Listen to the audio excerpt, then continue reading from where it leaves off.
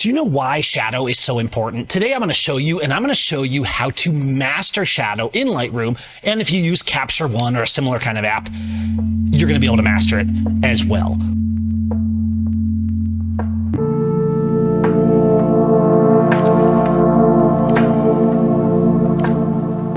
One of the things my mentor, Kim Whitmire, taught me over a decade ago is that the least understood and the least utilized factor in photography is tone.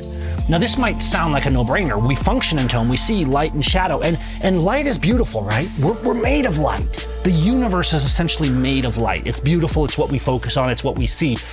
But that's why the shadow is so important and why tone gets so misunderstood, because tone doesn't work without shadow. I'm shooting the streets. We go out at sunset. We're looking for rays of light. Or are we? Maybe we're looking for lines of shadow that let us really see that light. I go out and I do a portrait session. I have a model and I'm setting up. And you know, it's really easy, especially in portraits for me. As soon as you get in the portrait session, you just kind of do the normal standby photos. You kind of light everything flat because it's safe. You know, you make sure you fill up all the details with light, and then the background falls off a little bit. But if I stop and I really start thinking, okay, what's the shadow doing? How do I hack the shadows? This is the stuff I talk about all the time in my Shadow Hackers workshop. You can still come to that for free, by the way. I'll put a link in the comments. But once you go out to any type of a session and you start seeing that shadow first, and then you edit for that shadow, wow, suddenly they're magic. Suddenly everything comes alive. The camera you're using, the megapixels, all that kind of stuff doesn't matter to this. What matters is that you understand and see and master shadows. Yes, in the camera and also in the edit, because both sides of that are very important. And I'm going to show you the different tools Lightroom has for shadow controls, and tools that frankly you'll see across most photo editing apps, and that if you use them correctly, instead of just cranking up a contrast slider or a clarity slider, you will get pure shadows that really bring out the light and the tonality in your photographs. So here we are in Lightroom, and today we're really going to eliminate some of the myths that often come about in editing when it comes to contrast and shadow. One of my users, Mark Seymour, sent me this from one of his trips to India. Now this is taken on a Nikon. This is the raw file. So one of the first things I went to a classic Kodachrome 64 look. I'm going to turn up the magenta and the white balance just a little bit right here to kind of balance that out. Now this is a pretty darkly exposed photo, but I want you to notice something. If you look at our histogram here, we're definitely leaning dark, right? The middle of the histogram is middle gray. So left of that is dark and right of that is light, or high key, low key. Now watch what happens. If I expose this up a little bit, it works fine. But I want you to notice something here. If we look at the raw file and then we look at our Kodachrome edit, you can see that we have nice tone, we have nice separation, but what really makes this work is that it was shot with good shadow. Getting it right in camera, of course, is where shadow starts. But that doesn't mean that we sometimes don't have scenes that are fairly flat that then we can utilize the shadow correctly in post. I could go up or down on exposure. Personally, I might turn it up just a little bit, but a mistake we often make is we're always trying to lighten everything up. Why? Because photographers are really afraid of the dark. We really are. Photographers are always trying to run from shadow by exposing the right, blowing out their highlights, losing all that beautiful, luscious shadow that the painters used, and we should learn from them. Okay, let's go to masks. I would normally use a speed mask from Elegance or Filmist or something like that, but I just want to make sure that you know how to do this in Lightroom, and you can do very similar in Capture One. So I've just made a background mask. Now look what happens here. I can turn the exposure down, and I'm going to go to extremes on this, right? Just to kind of show you how we separate. When we separate subject from background, we're using shadow to take that three-dimensional world into the two-dimensional world and make it maintain that three-dimensional feel in the edit. This is nothing new with AI masking. We've been doing this forever with things like burning and dodging. It's just you can do it a little easier now with masks that automatically select the subject. But the truth is that rather than adjust exposure, what I will typically do is maybe a little exposure, but then I'll use the curve. See, in the curve, you again have that histogram. So you can turn up or down the high shadows, the low shadows, the mid shadows, the highlights. So for example, I might lift up the low shadows a little bit and then pull down the mid shadows here. And notice how we're gently shadowifying that background, but we're getting a more natural separation than you might with the exposure slider. Now, the other way I might do this is something like a speed mask from Filmist or from Elegance. And you can save your own speed masks as well. All these are is a group of masks all dialed in and saved as a preset. I make these in Lightroom, I make them in Capture One, and I use them relentlessly. Now, the cool thing about this is I can now go and turn these up or down in Lightroom all together. And this is what I want to do to really show you how separating those shadows makes pop, okay? Look at how when we turn this up, and I know this is too far, we kind of have the subject stepping out of the shadows. So by having this good shadow in camera, and in reality, I'm only going to use this at about 60-70%, so we just have a light application between the shadow and the subject. Now, we could individually burn and dodge, we could decide how far to go, but let's talk about global shadows. This is a pretty contrasty image, but a lot of times people think, okay, if I want more contrast, if I want more shadow, I just turn up the contrast. I have a video specifically about why this is the worst way to do it, but you can see why it doesn't really work. It just makes the blacks too black. To a degree, this is true with just turning down the black slider, although you do have independent control between black and white. And in this photo, turning up the whites a little more than we saw on the native Kodachrome actually helps this out. But again, look at my curve. This is where you want to go most for shadows, is the curve here. You also have the parametric curve here, and both can work well. If you're using Capture One, you have the curve and you also have levels. The bottom line is that you can see how I'm lifting up the lowest shadows just a little bit. Now, if you do this a lot, that's where you kind of start getting that muddy vintage shadow look, which some people like and some people don't. We can kind of lift these shadows and then darken these ones a little bit more. And what you do is you move this curve point. See what's happening here on the right? Every photo is not equal. So I make curves like an F curve, for example, or I build them into my presets that work good. But sometimes you just want to say, hey, I want to adjust my kind of mid shadows. And so I just grab that and I move it around a little bit. And notice how we're changing kind of the dynamic of how intense those shadows are and how they roll off into that subject. The way we manipulate the shadows in that curve is doing a lot to bring out the nuance of the shadows that were actually good in camera from this lovely photo in India. I'll put a link to Mark's work in the description of the video as well. All right, but let's not complicate this. Let's take a few portraits and some different lighting scenarios and also look at how the different settings in Lightroom or whatever app we're using are going to dramatically affect the shadow output. Now, these are straight out of camera. This one is that direct golden sunset light, right? So I'm going to come in. Let's go to something. Again, I'm going to put like Kodachrome on this. Let's go Kodachrome 64 because that is going to do that kind of drop color. It's going to keep those oranges from going off the charts like most film looks do. I will drop a link to my film presets, including the free sampler pack of Filmist, if you want to play with some of these film looks, because they're a great baseline for this kind of thing, for shadow, for drop color, for kind of that natural balance that you want in most images. But now let's think about the shadow. We have a good general process, right? That's contrasty.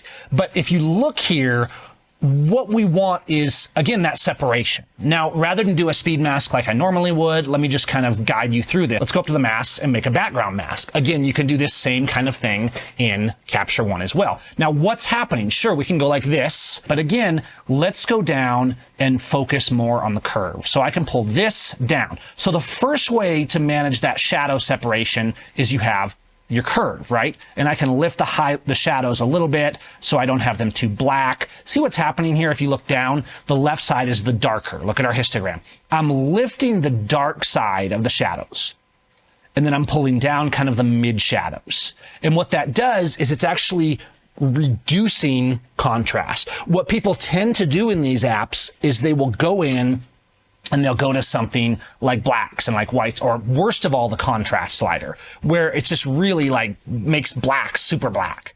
Now, sometimes you want that, but the problem is there's no granular control in these. Sure, I'll use these sliders occasionally. They're just not the primary tool. So a lot of times, look at the background, how the sun is hitting her face, but it's also hitting some of those plants. What you want to do to manage the tonality between those shadows is we actually want less contrast. And so I might actually lift the shadow slider a little bit. I might pull the highlight slider a little bit. I'll use the curve. I might also use a little bit of exposure. And you see what's happening across this background mask. It's not just darker and creating shadow, we're reducing the contrast of it. People always talk about 3D pop and lenses and things like that. And some lenses do have more pop than other lenses. Most of your pop starts in camera and in how you take the photo. But when you're doing that post-production, when you're in Lightroom, how you do something as simple as a mask is really important, right? This is why I'm always doing speed masks, both in Capture One and in Lightroom, because I will build these whole combos of masks that have all these settings in place, and then I can just turn them up or down. So again, here's a much flatter scene, right? Now, the top is a little bit toward the blowing outside, but overall, we have kind of this flat lit beach scene in contrast to that last really intense scene. The important thing I'm getting at and showing you these different types of images is that mastering shadows in Lightroom and post-production and in general with shadow hacking is not about how contrasty or how flat the light is. It's not about if you're going high key and low key. It's about understanding how to use the darker areas, the shadows, to make the light shine in the way you want it to, and to get that three-dimensional world into a two-dimensional image and still retain that three-dimensional feel. Now, this is raw file. Let's go to something like Super Portrait from my PowerFlow 8 presets, okay? It's a little bright still. We're still editing globally. This is not a mask. So your shadows still matter, right? How hard you push exposure, shadows, highlights. In portraits, you know, people always want to push sliders to the right on everything. If you push a slider to the right, look what's happening to the hair. Sure, if you want this kind of gritty HDR hair, that's fine. But normally, your hair should have its lights and its dark. The thing people do most with shadows in photography today is get rid of them. They lift it. They lift blacks. They lift shadows. They do everything they can to run from the shadows, and in doing so, they lose the soul. Our photos more and more, especially with AI, feel more and more fake. And by getting back to these basics, you bring reality. Now, sure, we can pull some highlights a little more on this one and get a little more extreme for the sake of the top. We could also manually brush that in. So I could take the chest area and do a brush here on this, and then do some highlight control just in that area so that we're not losing quite so much. I got to be careful that I don't mess up my skin tones, and realistically, I would do that brush a little more detail. Now, if you look here, you can see I'm not moving the contrast a lot. Blacks and whites a little bit. Most of the work is happening down here in how we do the curve. I'll also use the parametric curve because it gives you kind of a secondary option where you can have highlight, dark, and shadow specific areas. And you can see how I'll push and pull those around a little bit to get that look I want. For example, if I pull shadows down, it's going to affect more of the blacks. But if I pull darks down, it's going to affect more the lower midtones that lead into those shadows. Now let's create some separation. I'm going to go this time to a speed mask. So we're going to add the full pre-built masks that I've saved into a preset. You can also get on my site, but there's a lot of videos on here where I talk about using and making these, some of those in the comments. And notice how when we do this, we're now turning up everything up and down all at once. Now I'm going to turn the global exposure down even a little more, okay, because the mask kind of lightened it up. But now let's go into those masks. And let's go and do the background mask. Here it is. You can see this built a whole bunch of masks. Do this last because it does slow down the system. And you can see we're darkening a little bit. But I'm going to push that even a little bit further on this one because it's a fairly flat scene. So I'm going to pull my exposure down. And then I'm also going to do like some highlight and shadow and reduce the contrast of that background. So what we're dealing with is two things in mastering shadow. The first is the overall process and how we deal with the curves in relation to the image that we're trying to edit. The second is burning and dodging and masks and doing selective tone control to control the shadow in relation to the light in things like the background. There's sort of a third method that goes along with all this as well. And normally I talk about this in my color videos, like the drop color video and things like that. I'll put some links. But I do want to mention it here because it certainly has to do with how we master our shadow, and that's the color channels. Sure, we can change the contrast of color and a separation with hue and saturation, but the luminance of the color channel is really important, and you'll a lot of times see me pulling down greens because it makes them look more natural. But see how we're getting a very localized adjustment of these intensities, for example, here in this scene with the yellows and the greens, or with the skin tones in oranges. The color channels are very important ways to control that shadow, and particularly I will use greens and darken as well as pull the saturation of the greens to make them more calm and more organic feeling, because digital overdrives greens and oranges in particular play with your color channels in general, because in effect it is another way to control that shadow and tone to do a sort of localized burn and dodging using the color information. Now there's another classic simple way that actually works really well. If I go back to this one, and now I've deleted the mask, but we still have our main process. Let's just go and do a very basic vignette, right? This is the regular vignette that you can do right down here in the settings. And again, if I do it as a preset, that way you can easily turn it up and down. So save your best set. Now this is not AI or intelligent or anything. The vignette is simply darkening down around the edges, and actually that's a really powerful tool. Now it's true, if you have a clear blue sky, you probably don't want a vignette. We try and take vignettes out of the lens a lot of times, but I will frequently go back and put a vignette back in, because as you can see, what it's doing is it's drawing our attention towards the subject of the image. There's a lot of ways you can do a vignette, and of course you can manually burn and dodge and all that kind of stuff as well. But see how just with a simple vignette, you don't actually feel the vignette if you didn't know it was there. But remember that India photo we started with? This is a fairly intense process here. But if you go back to the raw file, you can see that even though it has the flatness of a raw file, there's a lot happening with the light. And look at the way, even though there's people walking by and there's arms sticking in and things like that, the way that shadow is used here, the mists are used here, the way the contrast is falling off as you go back from the mistiness, and it's also darker, what you get there is, again, that separation. You not only drop the attention to the supporting cast so that your eye focuses more on the subject than them, you create a depth, a three-dimensional feel to the image. The essence of mastering shadows in Lightroom and in any other app is, yes, you start in camera by not being afraid of those shadows and utilizing them. But when you come into editing, don't always try to get rid of your shadows. And this is something I see so often, is either people just pushing a contrast slider because it's easy, or just trying to get rid of it. Look at this photo on the right. This was a 50th of a second at f8, and on the left was 100th of a second. We have this one-stop difference in this exposure, and you can see down here that while there still is texture, we have this rich shadow. In summary, when you're using Lightroom, do not get stuck on pushing sliders up just because they're there, like the shadow slider, and throwing away your shadow, and with it, your contrast. Don't get stuck on just thinking, go the easy route, just use contrast or blacks or whites. Get down in there. This is why I spend so much time creating master grade presets, because the difference in the quality of our edits is astounding. And finally, use that layering. Just like when you go in Photoshop and you're burning and dodging and selecting, in Lightroom or in Capture One, we can make those masks, we can darken the background a little bit, but don't just crush the exposure down. Get some nuance, take some contrast away from the background, because that then accents the contrast in your subject. Remember this very important thing that almost no one is going to tell you. The intensity of your light and shadow is not determined actually by how bright or dark it is, but by the intensity of what surrounds it.